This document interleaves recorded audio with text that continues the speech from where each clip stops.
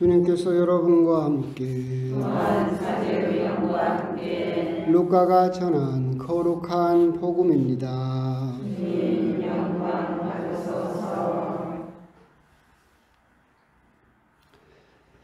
그때 예수님께서 벙어리 마귀를 쫓아내셨는데 군중 가운데 몇 사람은 저자는 마귀 우두머리 베엘제불의 힘을 빌려 마귀들을 쫓아낸다 하고 말하였다.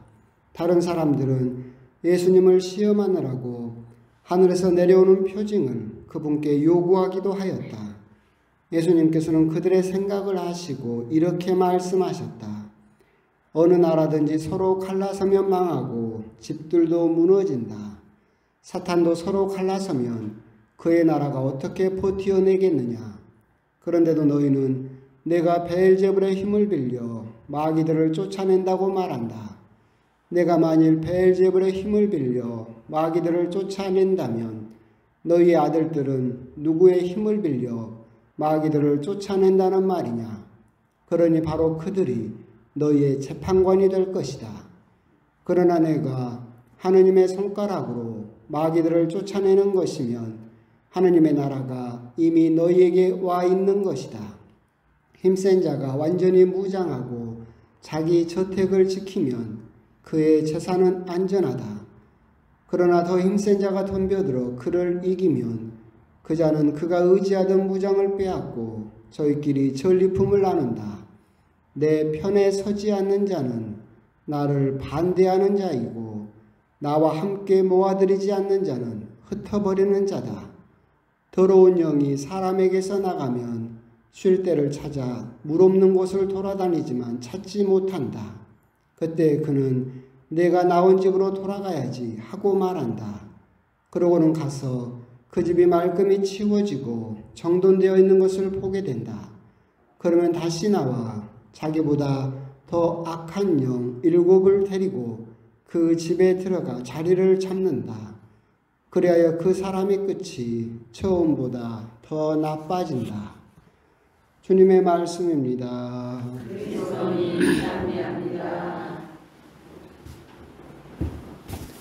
참 예수님, 이제 완연한 가을이 또 되는 것 같습니다. 오늘 일독서는 요나서는 아니지만 이번 주간 계속 요나서, 지난 주간도 요나서가 봉독이 되면서 지난 화요일에 제가 시간이 없어서 요나서는 오늘 설명해 드린다고 했는데 오늘 설명하면 또 강론이 길어질 것 같기도 하고 그런데 짧게만 설명을 하겠습니다. 이제 구약 성경을 읽으면서 제가 구약 성경의 연대를 여러분 귀에 피가 나도록 계속해서 간략하게 강조를 하고 있잖아요. 그게 이제 구약 성경을 또 이해하는 아주 중요한 단서가 되는데 요나서 또는 룻기 또는 유디서 뭐 그런 것들 이런 구약 성경 우리가 그런가 보다 하고 넘어가는 것들은 사실은 여러분들에게 다른 이야기를 하고 있는 경우가 많이 있어요. 요나서는 지금 여러분들이 읽게 되면 뭐 재밌는 이야기이긴 하죠. 하느님의 말씀을 전해주기 싫어서 도망가다가 아시리아의 수도 니네베에 가서 회개를 외치게 되고 그런 이야기들이 쭉 이어지게 됩니다. 여러분들이 요나서를 쭉 펴게 되면 요나서가 쓰여진 시기가 북이스라엘 시기라고 되어 있습니다. 북이스라엘의 왕의 이름을 거론을 하고 있죠. 그래서 요나서는 북이스라엘 시대에 일어난 일이다라고 그렇게 여러분들이 생각을 할 수 있지만 그렇지 않다라고 하는 겁니다. 요나서가 실제로 쓰여진 시기는 그 뒤로부터 한참 흐른 뒤 한 400년 정도가 지났겠죠. 유배에서 돌아온 시기에 쓰인 책입니다.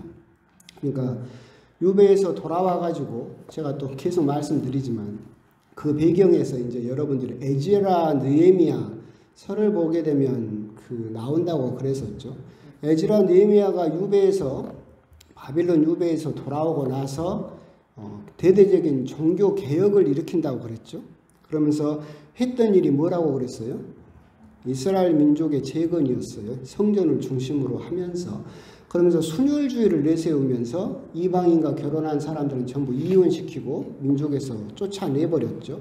그러면서 에즈라 느헤미야는 자기 민족들이 사라질 위기에 처하면서 성전을 중심으로 하면서 민족의 어떤 정체성을 세우려고 하면서 그런 순혈주의를 내세우면서 더불어서 순혈주의를 내세운 유대인들의 피가 구원에 중요하다라고 하는 것을 내세우게 되면 결과론적으로 뭘 가져오느냐면 우리만 구원받는다라는 결과를 가져오겠죠. 그러잖아요. 유대인의 피가 그렇게 중요하고 이방인과 피가 섞이면 안 되고 그러게 되면 구원은 우리만 받는다라고 하는 유대인만이 구원받는다라고 하는 편협한 아주 좁은 구원관을 갖게 되죠. 그때 이제 첫 번째 등장했던 책이 뭐라겠어요? 룻기라고 그랬죠. 룻이 에돔 사람이라고 그랬잖아요. 그 룻을 쭉 따라가면 그 손자가 누가 나온다고 그랬어요?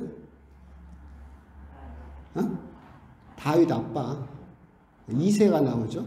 그러니까 이새가 나오죠. 그러니까 이새의 아들이 다윗이죠.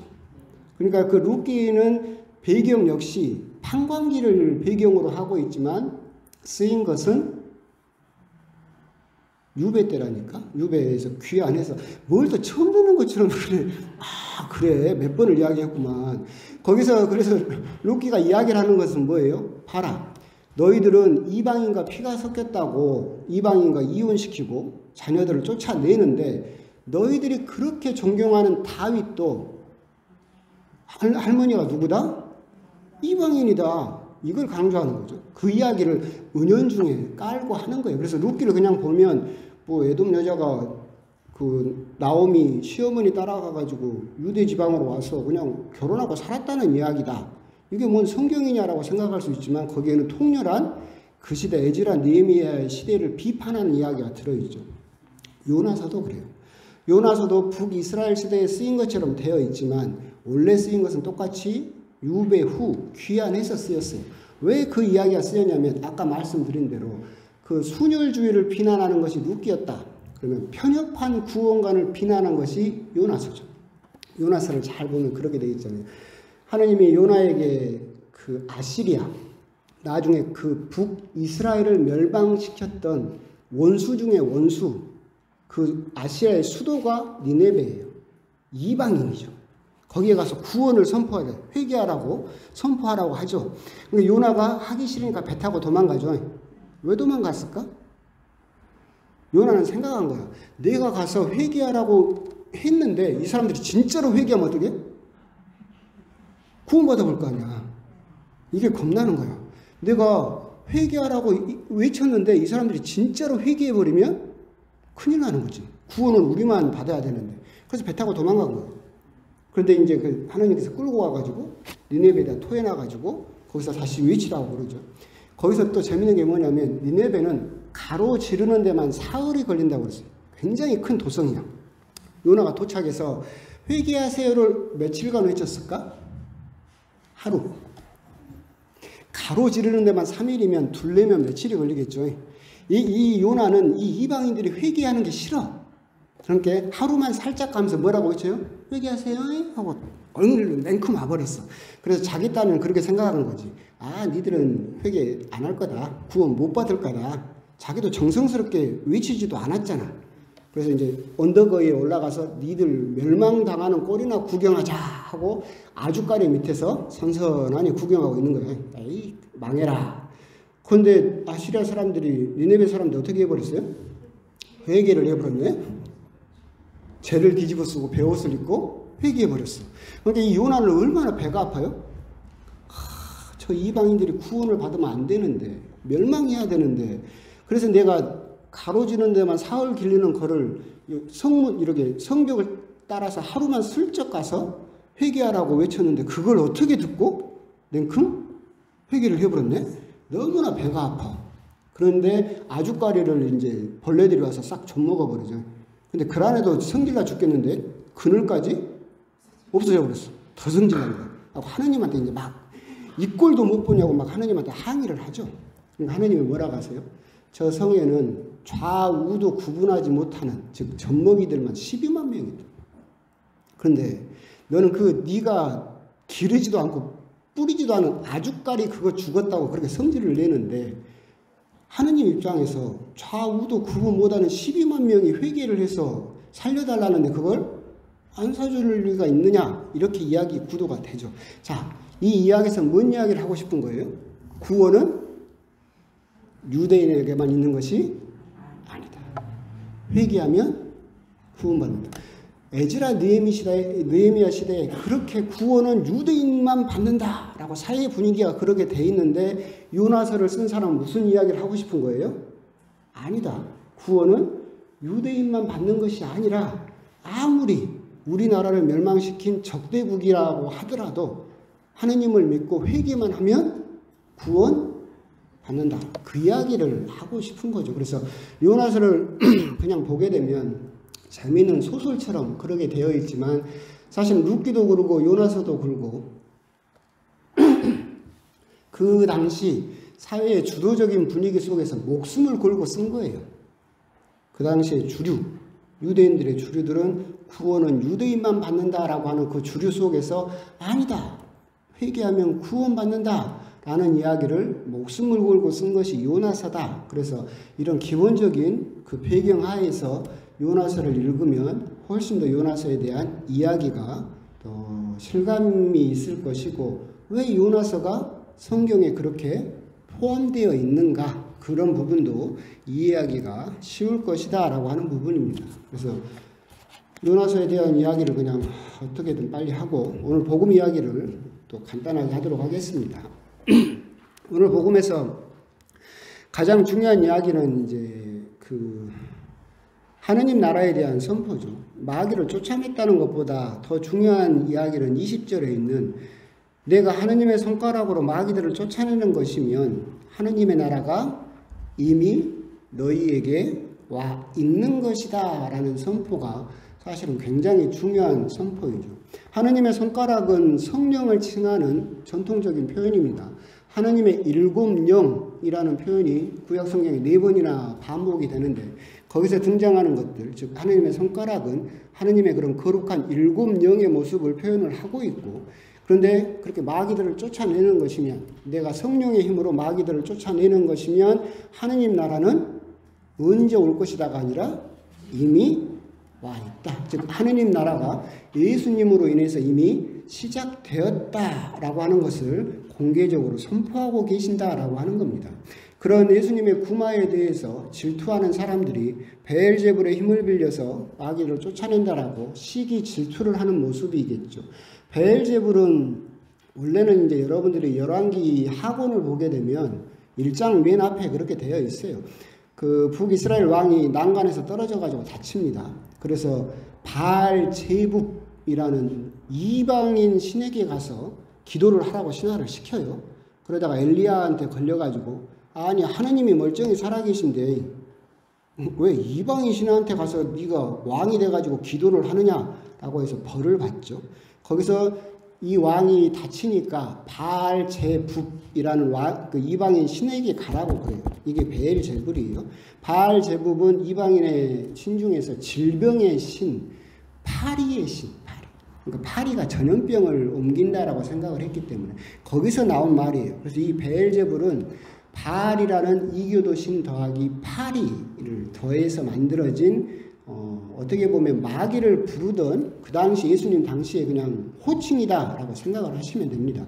이런 뭐 신이 따로 있다 그런 게 아니라, 구약 성경에도 욥기를 보게 되면 그런 악한 것을 사탄이라고 불렀고, 또 여러분들이 토비트서를 보게 되면 악한 그 귀신을 따로 이름을 뭐였더라? 아스모네데우스였던가? 그렇게 부르는 것처럼 그런 악한 영에다 이름을 붙여서 조롱하듯이 부르는 이름이 베엘제불이었다고만 그렇게 알고 계시면 되겠습니다. 이걸 그 노벨 문학상을 받은 유명한 책이 있어요. 영화로도 나왔는데 파리 대왕이라고. 그것도 인간의 본성을 드러낸 아주 재밌는 건데 그 이야기까지 하면 너무 길고, 그래서 그렇게 악한 영을 파리 대왕, 열왕기 하곤에서 유래된 그 이름을 따서 부르고 있다라고만 그렇게 생각을 하시면 되겠습니다.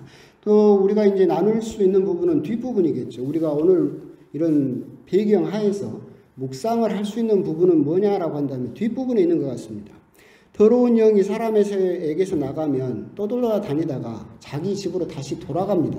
그래서 그 집이 말끔히 치워지고 정돈되어 있으니까 악한 영 7을 더 데리고 가서 그 사람의 처지는 처음보다 더 나빠진다라고 이렇게 되어 있죠. 이 부분을 우리들이 조금 묵상을 할 필요가 있겠죠. 우리들은 신앙생활을 하면서도 동양인이고 한국 사람이다 보니까 불교 영향을 많이 받아가지고 우리 역시도 그 불교 영향에 따라서 비움에 대해서 집착을 하는 경우가 많이 있죠. 그죠? 불교에서는 계속해서 비우기를 원하잖아요. 공은 비어 있으면서도 차 있고 차 있으면서도 비어 있다. 이야기까지 하기는 너무 길고 하여튼 그 경지를 원하는데 그래서 불교에서는 궁극적으로 원하는 깨달음의 단계를 뭐라고 표현하느냐라고 한다면 다 타버린 장작이라고 표현을 해요. 불에 장작이 다 타버렸어요. 그럼 다시 불을 붙일 수 있어요? 없어요? 없어요. 그 단계를 원해요. 그러니까 어떤 감정도 생기지 않고 어떤 분심도 생기지 않고 어떤 번뇌도 다 꺼져버린 상태. 이걸 지향을 하죠. 이걸 철학적으로는 정신적인 자살이라고 하는데 하여튼 그런 영향을 받다 보니까 우리 천주교 신자들도 계속 어떤 무슨 비움 그런 단계 어떤 감정도 들지 않고 어떤 잡념도 들지 않고 하는 그런 비움에 대한 집착을 가지는 경우가 많이 있는데 오늘 복음을 잘 보실 필요가 있어요. 이 사람이 더 악한 처지에 처하게 된 이유가 뭘까요? 비워놨으니까. 채우질 않았잖아요. 우리 역시도 자꾸 비움에만 집착을 하면서 비우는 것에만 집착을 하고 채우지 않으면 더 악한, 더 나쁜 처지에 처할 수 있어요. 쉽게 생각을 해봅시다. 이빨을 뽑았어요. 거기다 아무것도 안 넣고 가만히 놔두면 어떻게 돼요? 다른 이빨도 다 그쪽으로 쏠려버리죠. 그래서 우리가 임플란트라고 거기를 어떻게든 메꿔내는 것이 다른 이빨들을 살리는 것처럼 우리 역시도 비움에만 너무 거기에 우리 영성이라든가 기도라든가 신앙생활의 중심을 세우게 되면 그렇게 비우기만 하고 채우지를 않으면 결국 더 나쁜 처지에 처할 수 있다. 그렇기 때문에 우리들은 비웠다라고 한다면 채우는 작업을 또한 필요로 하고 있다라고 하는 겁니다. 쉽게 말하면 아까 여러분들이 입당성가에서 부르셨던 것처럼 하나님은 사랑이십니다. 근데 생각을 해보면 사랑은 비움일까요? 채움일까요? 채움이죠. 우리 그리스도교 신앙은 비움을 목표로 하는 것이 아니라 채움을 목표로 나가고 있어요. 그 과정 중에 비움이 있는 거죠. 비어야 채울 수 있으니까. 마치 생각을 해보면 이 비움과 채움은 양면이 서로 이렇게 도와주고 공존하고 있어요.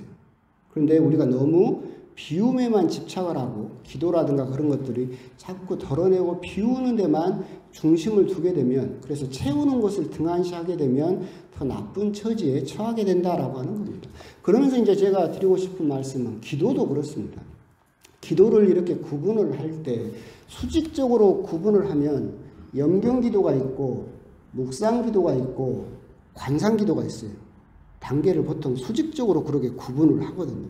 근데 수평적으로 구분을 하면 어떻게 구분을 할 수 있느냐면 긍정의 길이 있고 부정의 길이 있어요. 기도를 수평적으로 분류를 하게 되면 긍정의 길은 뭐냐면 채우는 기도예요. 부정의 길은 뭐냐면 비우는 기도예요. 물론 지금 바쁜 현대사회를 사는 사람들 스트레스도 많고 마음이 갈라지고 잡념이 일고 기도하려고 해도 분심에 든다. 비우는 기도가 여러분들에게 굉장히 효과가 있죠. 하지만 비웠으면 뭘 해야 돼요? 채워야 돼요. 비움의 전통적인 기도는 뭐냐면 여러분도 잘 아는 예수의 기도, 향신 기도. 이것은 여러분들의 생각을 끊는 데 중심을 두죠. 생각을 끊어버리는 거예요. 그래서 잡념이나 모든 것들 아까 말한 다 타버린 장작 상태로 이끄는 것이 비움이에요.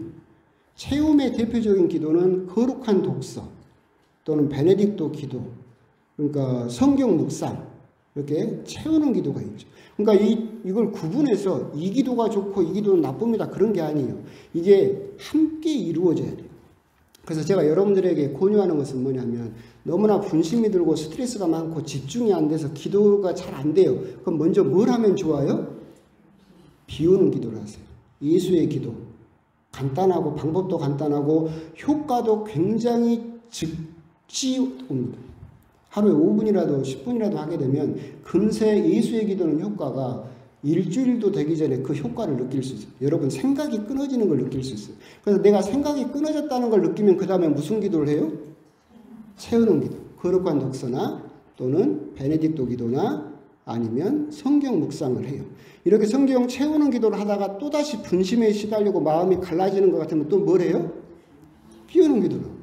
이게 자꾸 우리 호흡처럼 왔다 갔다 하게 되면 여러분들의 기도 생활이 훨씬 더 풍요로워질 수 있어요. 결국 오늘 복음에서 제가 여러분들에게 드리고 싶은 말씀은 우리는 한국 사람이고 자꾸 불교의 영향을 받다 보니까 많은 수도회라든가 많은 기도 지도서라든가 여러분들에게 기도를 안내하는 책들이 너무 어디에 집중을 하고 있어요? 비우는 데만. 계속 비우는 것만 강조하면서 뭐 욕심을 비우고 뭘 비우고 계속 비우는 것만 여러분들에게 강조를 하고 있지만 오늘 복음은 그렇게 거기에 멈추어서는 안 된다. 비웠으면 채워라. 그러지 않으면 악한 영이 다시 되돌아와서 더 나쁜 처지에 처할 수 있다. 여러분들은 하느님의 성령으로 하느님의 사랑으로 그 빈 곳을 채워야만 더 완벽해질 수 있다. 그걸 위해서 여러분들은 기도를 봤을 때 긍정의 길과 부정의 길이 있는데 어느 한 가지를 선택하지 말고 여러분들이 힘들 때 생각을 끊고 싶을 때는 부정의 길을 하다가 생각이 끊어지면 긍정의 길을 한다. 그리고 궁극적으로 여러분들이 생각을 해야 될 것은 우리 가톨릭의 영성은 비움을 향해서 가는 것이 아니라 채움을 향해서 간다. 부정의 길이 아니라 긍정의 길이 우리 가톨릭의 본래적인 영성이기 때문에 그런 부분을 한번 곰곰이 생각하셔서 뭐 말이 어려울 수도 있겠지만 오늘 복음을 묵상하시면서 여러분들의 기도 생활을 한번 곰곰이 한번 점검을 해보시고 너무 비우는 것에만 집중을 하고 있다라고 한다면 중심을 맞춰서 채우는 기도를 좀 해보시고 채우는 기도에만 너무 집중을 하고 있다면 조금 비우는 기도에도 조금 집중을 하면서 여러분 영성에 균형을 조금 맞추시면 참 좋겠다. 이제 그런 말씀을 드리고 싶습니다. 아멘.